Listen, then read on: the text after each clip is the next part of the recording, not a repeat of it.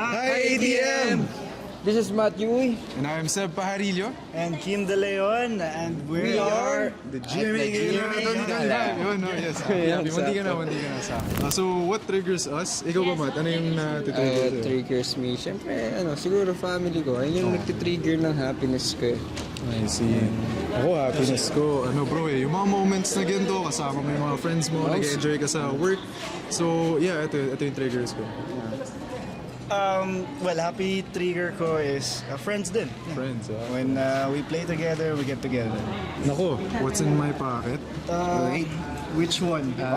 Ako, meron lang ako ito, cellphone ko. Nakalimutan ko yung wallet ko sa mom ko so phone lang meron Ako ako. rin, phone.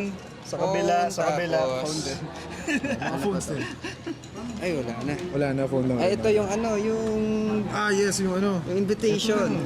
Yes, Ayan. oo, meron rin pa pala ako na. Ayun. Table number and invitations, diba? Ikaw, pre.